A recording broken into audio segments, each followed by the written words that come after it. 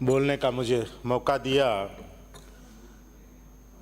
पिछली सरकार में माननीय अशोक जी गहलोत ने खेलों को बढ़ावा देने के लिए बहुत सी स्कीमें चलाई, बहुत से और नया उन्होंने। क्या कर सकते हैं ये बताओ तो, और नया करो। और नया, हाँ और नया आप ये करें हाँ कि जो उन्होंने खेल मैदान स्कूलों में काटने का काम किया था उसको बहुत से स्कूलों में कट गए, कुछ बाकी है। बहुत से स्टेडियम उन्होंने स्वीकृत किए। मेरे विधानसभा क्षेत्र में भी 2 स्टेडियम स्वीकृत किए। एक बालाजी की धाम सालासर में जिसका निर्माण तो शुरू हो गया, और दूसरा सुजानगढ़ शहर में एक स्टेडियम स्वीकृत किया था जिसके 1.5 करोड़ रुपए आके अभी भी पीडब्ल्यूडी में पड़े हुए हैं। उसकी ज़मीन पूर्व में मिल नहीं पाई थी, 2-3 महीने की तलाश के बाद नहीं मिली, तो सुजानगढ़ के भामाशाह परिवार, सिंघी परिवार आगे आया और उन्होंने उसके लिए ज़मीन उपलब्ध कराई। और उसके बाद उस पर उन्होंने अपनी तरफ से दान पत्र लिखकर विभाग को दे दिया कि आप इसमें स्टेडियम बनाओ, कुछ भी करो। उसमें शर्त स्टेडियम की थी कि जल्द से जल्द आप स्टेडियम का निर्माण करें। पर उस ज़मीन का आज तक नामांतरण राजस्व विभाग चढ़ा के खेल विभाग को नहीं दे पाया है। उसमें कोई अड़चन, कुछ भी विवाद नहीं है। सिर्फ पहले ये बात आई कि आचार संहिता लग गई इसलिए हम नहीं कर पाए। उसके बाद में उन्होंने कहा कि अभी रोक लगी हुई है कामों पे, हालांकि नामांतरण करने में और इसमें स्वीकृत काम में रोक थी नहीं, पर फिर भी उन्होंने इस करते करते समय निकाला। उसके बाद लोकसभा चुनाव की आचार संहिता उसी में भी निकाल दी। पर अब सारे हट चुके हैं, इसलिए उस ज़मीन का नामांतरण खुला खेल विभाग के पास करके चढ़ाया जाए और पीडब्ल्यूडी को समर्पित कर दे, ताकि वहाँ पीडब्ल्यूडी स्टेडियम का निर्माण कर सके। पैसा उनके पास 1-1.5 साल से पिछले बजट का पड़ा हुआ है, ताकि युवा जो बहुत लंबे समय से मांग कर रहे थे स्टेडियम की, उसकी जल्द पूरी हो सके और उनके खेलों के लिए एक स्थान उपलब्ध हो सके, जो बहुत बड़ी वहाँ पर कमी है। एक दूसरा छोटा स्टेडियम में सुजानगढ़ शहर में है, नयाबास में स्थित, पर वो काफ़ी पहले का है। उसमें सुविधाएं नाम मात्र की हैं, जगह छोटी होने के कारण।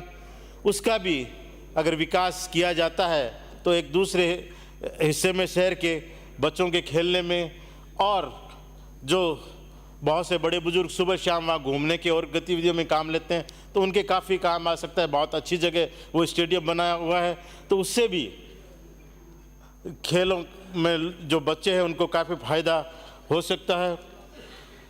उद्योग विभाग की मांग पर भी मैं बात मेरे विधानसभा क्षेत्र की ही रखता हूं सीधी, कि सुजानगढ़ शहर में करीब 40-42 साल पहले रिको एरिया काटा गया था और उद्यमियों को उस समय प्लॉट उपलब्ध कराए गए थे। पर उस समय आज से 40 साल पहले आबादी भी कम थी, व्यवसाय उद्योगों का इतना उस क्षेत्र में था नहीं कि भी ज़्यादा उद्यमी आ सकें, कर सकें। उसमें ज़्यादा आवश्यकता भी नहीं थी। समय के साथ उद्योग धंधे भी बढ़ रहे हैं, कारोबार भी बढ़ रहा है, पर अब जगह आज के समय में उद्यमियों के लिए बिल्कुल नहीं है कि वो कहाँ उद्योग लगाएं, कहाँ लगाएं।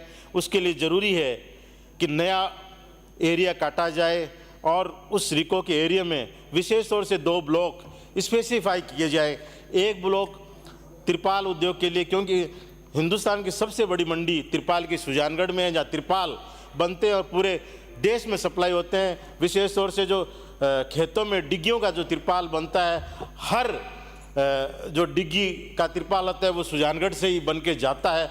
तो उसके लिए ज़रूरी है कि उस उद्योग को बढ़ावा देने के लिए, उनको सुविधा देने के लिए रिको में उनका एक स्पेसिफाई एरिया बने, ताकि वहाँ वो अपने गोदाम बना सकें, वहाँ अपना कारोबार चला सके। क्योंकि डिग्गियों की तिरपाल के और के लिए उन्हें बड़ी बड़ी जगह की ज़रूरत पड़ती है, और वो जब तक रिको का एरिया कट कर उनको प्लॉट उपलब्ध नहीं कराएंगे अपन, तब तक हो नहीं सकता। इसी तरह से दूसरा रंगाई छपाई का भी बहुत बड़ा कारोबार मेरे सुजानगढ़ में है, जो वर्षों से चल रहा है।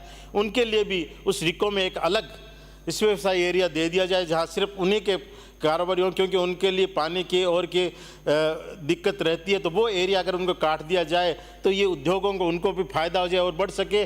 और राजस्व की भी बात है, सरकार को आज बहुत बड़ा राजस्व विशेषों से त्रिपाल उद्योग से जो मिल रहा है उसमें और वृद्धि हो सके सरकार को, उससे भी बहुत बड़ा फायदा होगा।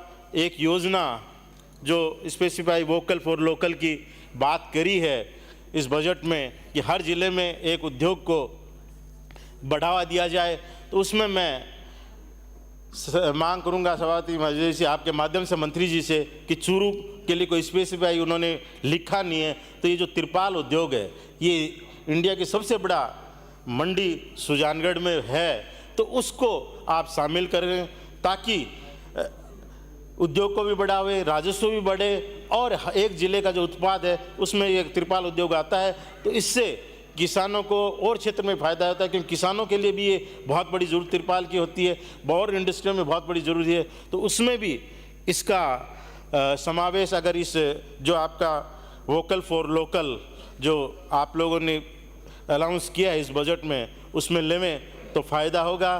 बाकी बोलने का मौका दिया उसके लिए मेरी तरफ से आपका बहुत बहुत आभार। जय हिंद।